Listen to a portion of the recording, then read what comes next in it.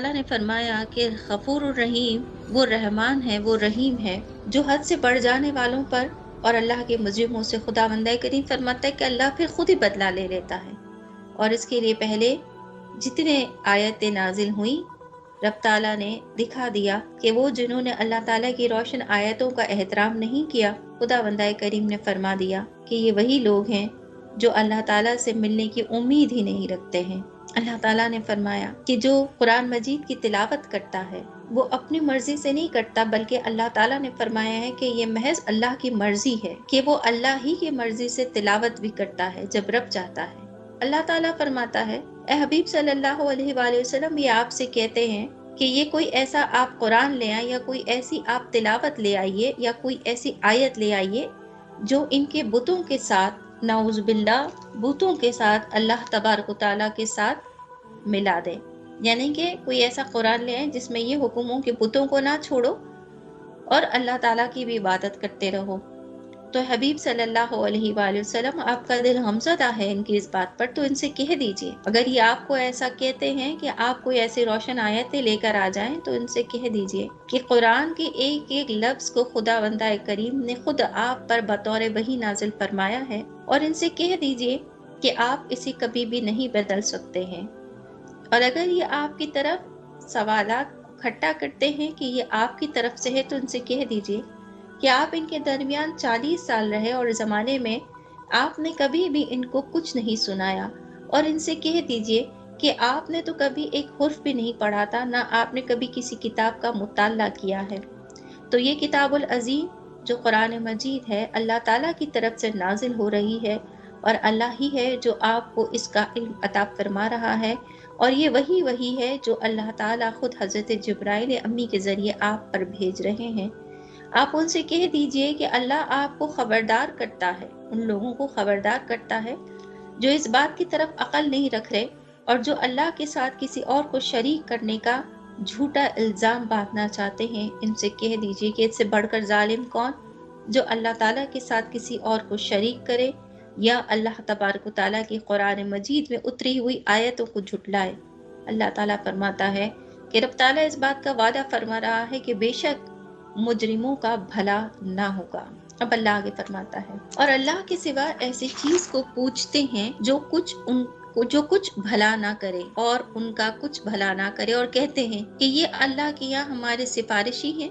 تم فرماؤ کہ اللہ کو وہ بات بتاتے ہو جو اس کے علم میں نہ آسمانوں میں ہے نہ زمین میں، اسے پاکی اور برتری ہے اور ان کے شرک سے۔ یہاں خداوند کریم نے فرمایا، اے حبیب صلی اللہ علیہ وآلہ وسلم، ان سے کہیے کہ یہ اللہ کے سوا کسی اور کی عبادت یا کسی اور کو پوجنے کا کہتے ہیں، تو ان سے کہہ دیجئے کہ یہ وہ لوگ ہیں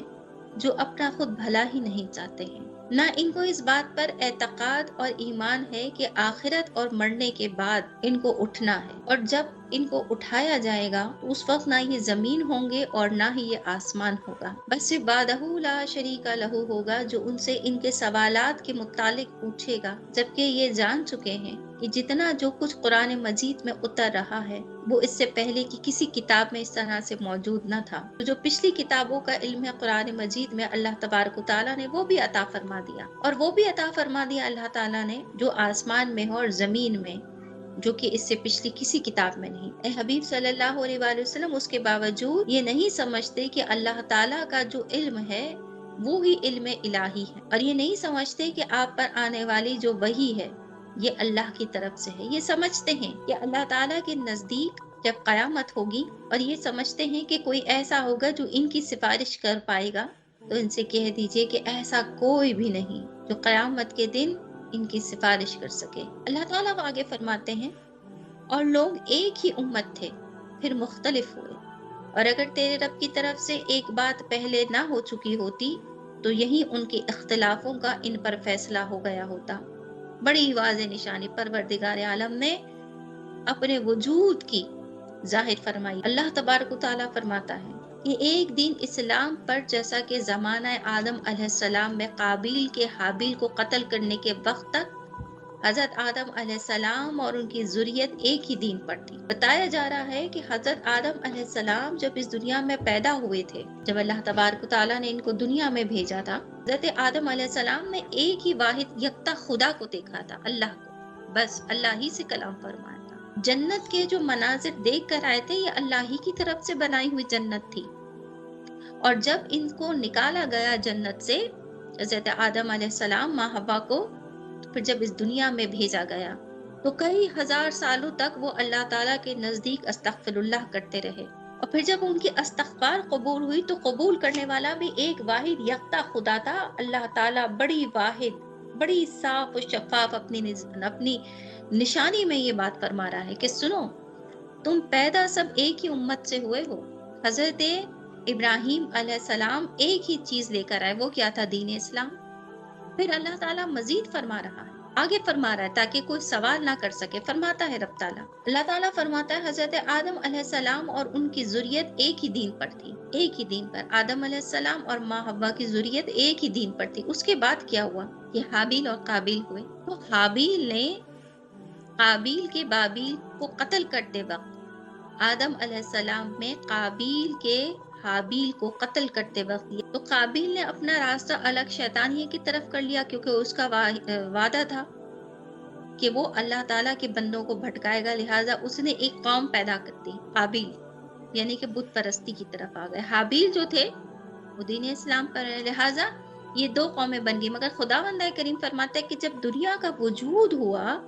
تو صرف واحد ایک ہی خدا تھا جو حضرت آدم علیہ السلام کلام، حضرت آدم علیہ السلام جسے کلام کر کے آئے تھے، اور آدم علیہ السلام کو جس رب نے بنایا تھا وہ صرف واحد یکتا ہمارا اللہ ہے۔ اس کے بعد اللہ تعالیٰ فرماتے کہ ان کی ذریت بھی پھر ایک ہی دین پر تھی، چاہے وہ قابل ہی کیوں نہ ہو گئے، لیکن پھر کیا ہوا؟ اللہ تعالیٰ فرماتا ہے کہ اس کے بعد میں اختلاف ہو گیا،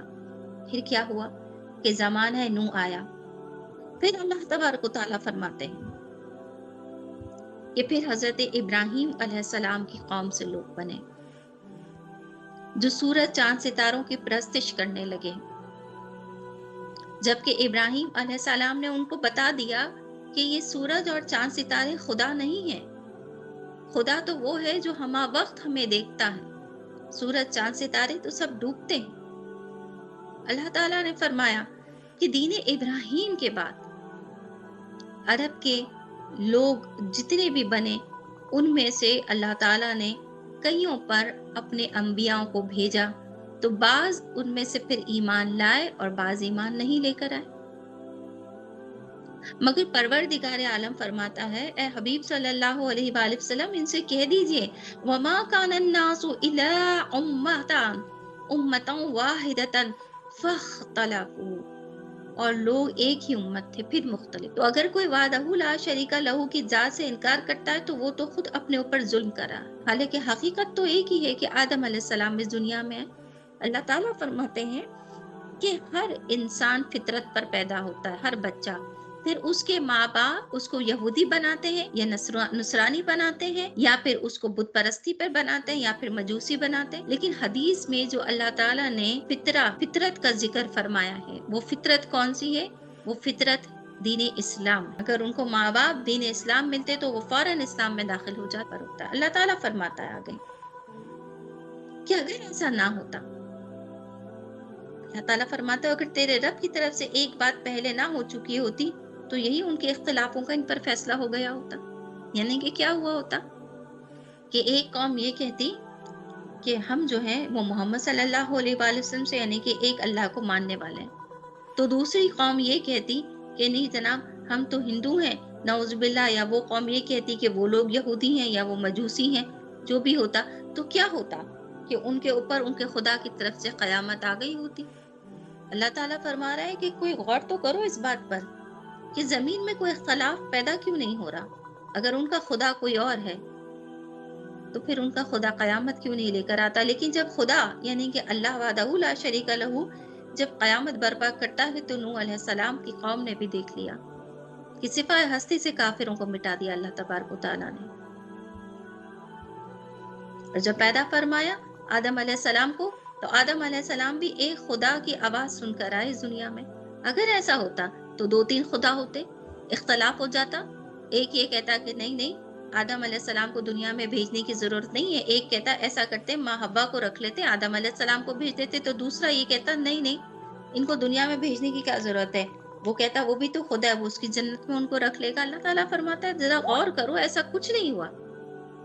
ایسا کچھ بھی نہیں ہوا۔ کائنات اور اس زمین کو ذرا غور سے دیکھو، یہ ایک ہی کے فیصلے پر چل رہی ہے، اور وہ ہے خدا کا فیصلہ جو کہ قیامت کے وعدے پر ظاہر ہو جائے گا۔ اللہ تعالیٰ آگے فرماتے اور کہتے ہیں کہ ان پر ان کے رب کی طرف سے کوئی نشانی کیوں نہیں اتری، تم فرماؤ غیب تو اللہ کے لیے ہے، اب راستہ دیکھو، میں بھی تمہارے ساتھ راہ دیکھ رہا ہوں۔ اب ایسا کیا ان لوگوں نے کہ جب محمد صلی اللہ علیہ وآلہ وسلم نے آپ کے میرے پیارے آقا جبرائیل امی کی بھیجا، جب فرمانے لگے کہ غور کرو اللہ تعالیٰ فرماتا ہے، تو کہنے لگے اچھا اگر ایسا ہے تو پھر آپ کے رب سے کہیے، وہ قیامت دینے پہ قدرت رکھتا ہے، تو آپ کے رب سے یہ کہیے کہ ابھی کے ابھی قیامت لے آئے، ہم دیکھ لیں گے کہ آپ کا جو خدا ہے وہ ہے بھی یا نہیں ہے۔ تو اللہ تبارک و تعالیٰ نے فرمایا کہ اہل باطل کا طریقہ یہ ہے کہ جب ان کے خلاف برہان، ان کے خلاف برہان قوی قائم ہوتی ہے تو وہ جواب سے عاجز ہو جاتے ہیں، اور پھر اس برہان کا ذکر اس طرح چھوڑ دیتے ہیں جیسے کہ وہ پیش ہی نہیں ہوئی۔ یعنی کہ جب اللہ تعالیٰ نے اپنے وحدہ لا شریک لہ ہونے کا اعلان فرما دیا اور باقی پوری دلیل کے ساتھ کہا، تو ان کے پاس بات کرنے کو کچھ رہی نہیں۔ اللہ تعالیٰ نے فرمایا کہ تم فرماؤ غیب تو اللہ کے لیے، یعنی کہ قیامت کے دن کی خبر ان سے کہہ دیجئے کہ آپ کے پاس بھی نہیں ہے۔ میرا یہ ایمان ہے، یقیناً میرے نبی صلی اللہ علیہ وآلہ وسلم یقیناً جانتے کہ قیامت کب ہوگی، جبھی تو فرما دیا تھا کہ میں تمہیں حوض کوثر پہ ملوں گا قیامت کے دن، جبھی تو فرما دیا تھا کہ جو مجھ پر کثرت کے ساتھ درود پڑے گا اس کے اعمال نامے کی نیکیاں بہت زیادہ ہوں گی، تبھی تو فرما دیا تھا کہ صحابیوں سے کہ میں تمہیں قیامت کے دن 3 جگہ ملوں گا، ایک حوض کوثر کے پاس، ایک اعمال میزان کے پاس، اور ایک جو پل صراط ہے اس کے پاس۔ جانتے ہیں میرے نبی صلی اللہ علیہ وآلہ وسلم کہ کب قیامت آئے گی، مگر اللہ نے فرمایا حبیب صلی اللہ علیہ وسلم ان سے کہہ دیجئے کہ قیامت کب آئی جائے گی یہ تو صرف اللہ کو پتہ ہے۔ اللہ تعالیٰ آگے فرماتا ہے اور جبکہ ہم آدمیوں کو رحمت کا مزہ دیتے ہیں کسی تکلیف کے بعد جو انہیں پہنچتی تھی، جبھی وہ ہماری آیتوں کے ساتھ دانوں چلتے ہیں، تم فرما دو کہ اللہ کی خفیہ تدبیر سب سے جلد ہو جاتی ہے، بے شک ہمارے فرشتے تمہارے مکر لکھ رہے ہیں۔ اب اللہ تعالیٰ نے دیکھیے پھر واضح دلیل سے فرما دیا کہ حبیب صلی اللہ علیہ وآلہ وسلم آپ سے جو نشانیاں مانگتے ہیں تو کیا انہوں نے آپ کے معجزات نہیں دیکھے؟ کیا یہ معجزات کوئی بشر کر سکتا ہے؟ اللہ تعالیٰ فرماتے ہیں کہ قرآن پاک کو تو وہ نشانے شمار ہی نہیں کرتے ہیں، تو ٹھیک ہے، مگر اللہ تعالیٰ نے اپنے رسول صلی اللہ علیہ وآلہ وسلم سے فرمایا کہ آپ فرما دیجئے کہ اللہ تبارک و تعالیٰ نے آپ کو صرف نہ قرآن پاک کا معجزہ دیا ہے بلکہ عظیم الشان خداوند کریم کا معجزہ تو یہ ہے کہ ان میں حضور کریم صلی اللہ علیہ وآلہ وسلم پیدا ہو گئے، یہ اللہ تعالیٰ نے کیا، اور ان کے درمیان حضور بڑے ہوئے ہیں۔ جب میرے آقا صلی اللہ علیہ وآلہ وسلم پیدا ہوئے تو دیکھا کہ کعبہ جھک گیا تھا۔ دائی حلیمہ جب میرے آقا صلی اللہ علیہ وآلہ وسلم کو لے کر جس اونٹنی پر سوار ہوئی، وہ اونٹنی صحت یاب اور تندرست ہو گئی اور دودھ دینے لگی، حالانکہ وہ بیمار تھی۔ جس اونٹنی پر میرے آقا صلی اللہ علیہ وسلم کو دائی حلیمہ لے کر آ رہی تھی، وہ اونٹنی پیچھے تھی، لیکن جب میرے آقا صلی اللہ علیہ وآلہ وسلم اس پر چڑھے تو وہ اونٹنی اتنی توانا اور تندرست ہو گئی کہ وہ تمام اونٹیوں کے گروہ میں سب سے آگے بڑھ گئی۔ نبی پاک صلی اللہ علیہ وآلہ وسلم جب پیدا ہوئے تو دیکھا لوگوں نے کہ کعبہ جھک گیا، اور فرماتی ہیں حضرت بی بی آمنہ کہ ان کو خیال گزرا کہ کہیں قیامت تو نہیں آ گئی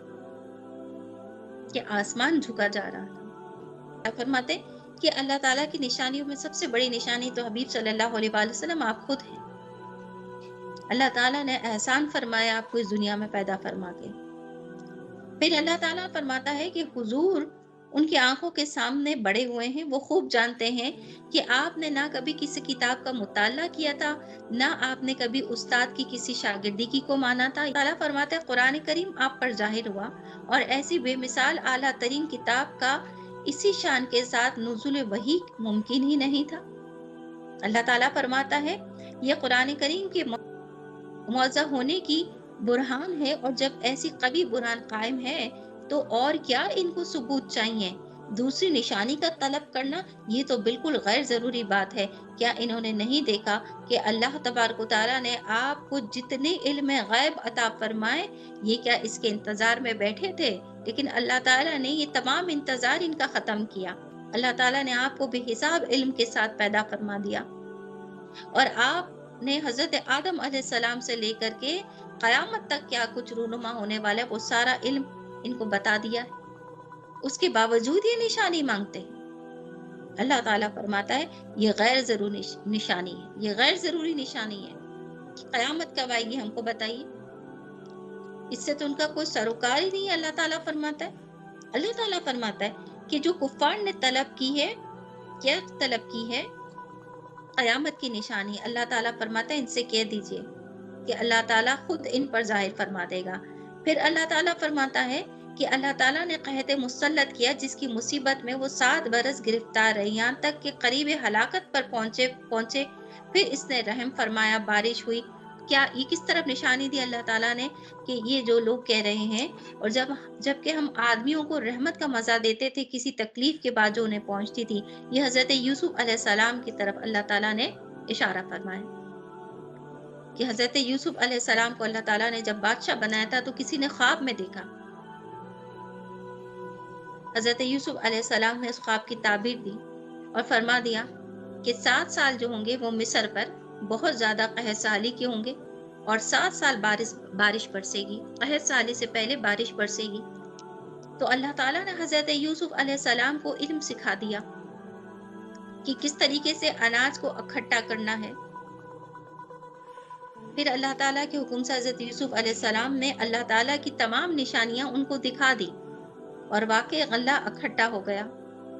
اللہ تبارک و تعالیٰ فرماتے ہیں کیا ان کو نظر نہیں آتا؟ وہ جو لے کر آئے ہیں،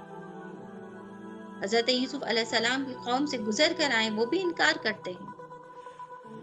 اللہ تعالیٰ نے تو پیغمبروں کو بے حساب علم عطا فرمایا تھا۔ اللہ تعالیٰ فرماتے ہیں جب وہ ہماری آیتوں کے ساتھ دانوں چلتے ہیں، یعنی کہ جب خداوند کریم نے حضرت یوسف علیہ السلام کو علم سکھا دیا تھا کہ کس طریقے سے آپ کو غلہ اکٹھا کرنا ہے، تو اس وقت تو انہوں نے اپنی راحت بڑے آرام کے ساتھ اپنی زندگی گزاری۔ حالانکہ اللہ تعالیٰ نے ان پر قحط سالی رکھی تھی، لیکن اس سے پہلے تو رب تعالیٰ نے ان پر بارشیں برسا دی۔ اور کیا تھا؟ اللہ فرماتے تم فرما دو اللہ کی خفیہ تدبیر سب سے جلد ہو جاتی ہے۔ ساری خفیہ تدبیر بتا دی تھی۔ اللہ تعالیٰ چاہتا تو ایسے ہی سب کچھ کر دیتا، کیا ضرورت تھی کہ بارش برساتا، غلہ اکٹھا ہوتا، حضرت یوسف علیہ السلام کو اتنا بڑا علم عطا فرماتا۔ لیکن رب تعالیٰ نے تو اپنی تمام تر نشانیاں مکمل کی ہر پیغمبر پر۔ اللہ تعالیٰ فرماتا ہے کہ کتنی تکلیف کے بعد اللہ تعالیٰ نے ان کو بڑی راحت دی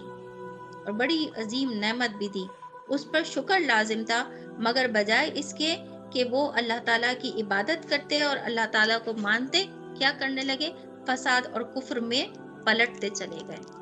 اللہ تعالیٰ فرماتا ہے بے شک ہمارے فرشتے تمہارے مکر لکھ رہے ہیں۔ یعنی کہ اللہ تعالیٰ فرماتا ہے کہ یوسف علیہ السلام کی قوم کو اللہ تعالیٰ نے بہت بڑی خوشخبری اور بہت بڑی ایک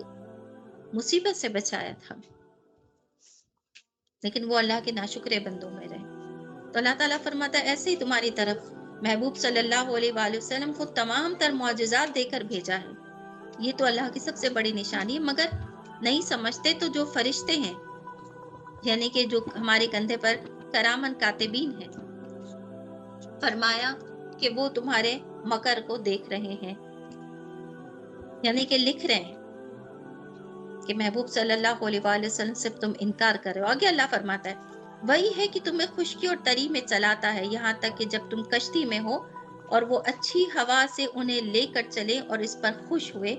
ان پر آندھی کا جھونکا آیا اور ہر طرف لہروں نے انہیں آ لیا۔ اب رب تعالیٰ اور نشانی فرما رہے ہیں، کس کی؟ جو اللہ تعالیٰ نے فرمایا کہ خفیہ تدبیر ہے نا اللہ کی، کہ حبیب صلی اللہ علیہ وآلہ وسلم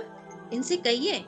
کہ جو ان کے درمیان اس وقت بیٹھے ہوئے ہیں، ان میں سے وہ بھی ہیں جو سمندروں میں اپنی کشتیاں چلاتے ہیں، اور وہ بھی ہیں جو صحراؤں میں سفر کرتے ہیں۔ اللہ تعالیٰ فرماتے ہیں ذرا غور تو کریں کہ کیا یہ ان کے بس کی بات تھی کہ یہ سمندروں میں راستہ بنا سکتے اور اپنی منزلوں تک پہنچ سکتے؟ کیا ان کے بس کی بات تھی کہ ان کو خشکی میں کوئی راستہ ملتا، یعنی کہ صحراؤں میں؟ تعالیٰ فرماتے ہیں یہاں تک کہ پھر تم جب کشتی میں ہوتے ہو اور وہ اچھی ہوا سے انہیں لے کر چلے، اس پر خوش ہوتے ہو۔ صرف بات یہاں تک نہیں، اللہ تعالیٰ فرماتا ہے بلکہ یہ جو ہوائیں اللہ تعالیٰ نے بنائی ہے، جب تم کشتی میں سوار ہوتے ہو تو جس منزل پر تمہیں جانا ہوتا ہے، رب تعالیٰ اس طرف کشتیوں کا منہ موڑ دیتا ہے، تو یہ ہوائیں بھی تمہاری مدد کرتی ہیں۔ کوئی اللہ جیسا خدا ہے جس کو تم خدا کہتے ہو، تو اس سے کہو نا کہ وہ ایسے ہی ستارے بنائے، وہ ایسی ہی ہوائیں تمہارے لیے بنائے کہ پھر تم سمندروں میں اپنی کشتی کو ان ہواؤں کے ذریعے چلا سکو۔ لیکن تم اس پر تو بہت خوش ہوتے ہو، تو غور تو کرو کہ کون ہے جو پروردگار عالم کے سوا تمہاری مدد کرتا ہے۔ اللہ تعالیٰ فرماتے ہیں پھر اگر یہی ہوائیں کیا کرتی ہیں، اللہ آگے فرماتا ہے ان پر آندھی کا جھونکا آیا اور ہر طرف لہروں نے انہیں آ لیا اور سمجھ لیے کہ ہم گھیر گئے۔ اس وقت اللہ کو پکارتے ہیں نرے اس کے بندے ہو کر، تو اگر تو اس سے ہمیں بچا لے گا تو ہم ضرور شکر گزار ہوں گے۔ یہ ایک واقعے کی طرف اللہ تعالیٰ نے اشارہ فرمایا۔ حبیب صلی اللہ علیہ وسلم اس وقت جو آپ درمیان ہے نا، یہ جو خشکی سے سفر کر کے آئے اور کشتی سے سفر کر کے آئے، ان کو کہیے کہ بہت خوش ہو رہے تھے جب ہوائیں چل رہی تھی، ستاروں سے مدد سے راستہ بنا کر آگے بڑھ رہے تھے، مگر ہوا کچھ یوں کہ اللہ تعالیٰ کی طرف سے حکم ہوا اور آندھی کا تیز جھونکا آ گیا اور پھر سمندر میں طوفان آنے لگا، لہریں اٹھنے لگیں۔ تو اس وقت انہوں نے کہا کہ اب تو ہم گھیرے گئے۔ اب انہوں نے اپنے تمام تر خداؤں کو پکار لیا، کوئی ان کی مدد کے لیے نہ آیا۔ لیکن جب انہوں نے کہا کہ ہم وہ ہیں جو محمد صلی اللہ علیہ وآلہ وسلم سے آج بھی بات چیت کر کے تیرے دین اسلام میں داخل ہو سکتے ہیں، اور پکار کے کہا اللہ کو کہ اگر کوئی اللہ کا واقعی وجود ہے جس کی تعلیم ہمیں محمد صلی اللہ علیہ وآلہ وسلم دیتے ہیں، تو یہ طوفان رک جائے، تو ہم کیا کریں گے؟ دین اسلام میں داخل ہو جائیں گے اور پھر اللہ تعالیٰ کا شکر ادا کریں گے۔ تو انہوں نے دیکھا ہے حبیب صلی اللہ علیہ وآلہ وسلم جب ان کی تمام تر خفیہ تدبیریں پیچھے ہو گئیں تو اللہ تعالیٰ نے طوفان بھیجا، اور پھر اپنی کسی تدبیر سے اپنے آپ کو بچا نہ سکے، یعنی کہ ہزاروں خداؤں کو انہوں نے جن کو وہ پوچھتے تھے پکار لیا، مگر کوئی بھی ان کی مدد کو نہ آ سکا۔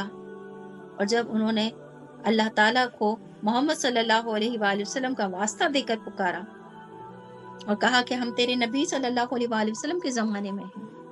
وہ کہتا ہے کہ اللہ ہے، اگر تو ہے، اللہ تعالیٰ فرماتا ہے اس وقت اللہ کو پکارتے تو کہا کہ اگر تو ہے میرے اس کے بندے ہو کر، کہ ہم پھر تیرے بندے ہیں اللہ، تو ہمیں بچا لے،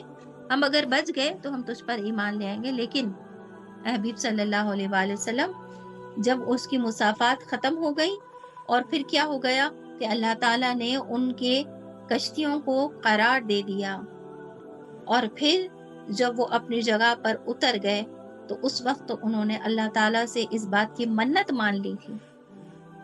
کہ ہم دین اسلام میں داخل ہو جائیں گے، لیکن کیا اس کے برخلاف ان لوگوں نے۔ تو حبیب صلی اللہ علیہ وآلہ وسلم انہوں نے دیکھ لیا اس وقت بھی کہ اللہ وحدہ لا شریک لہو ہی ہے، اس کے سوا کوئی بھی عبادت کے لائق نہیں ہے، مگر یہ اپنی بات سے پھر رہے ہیں۔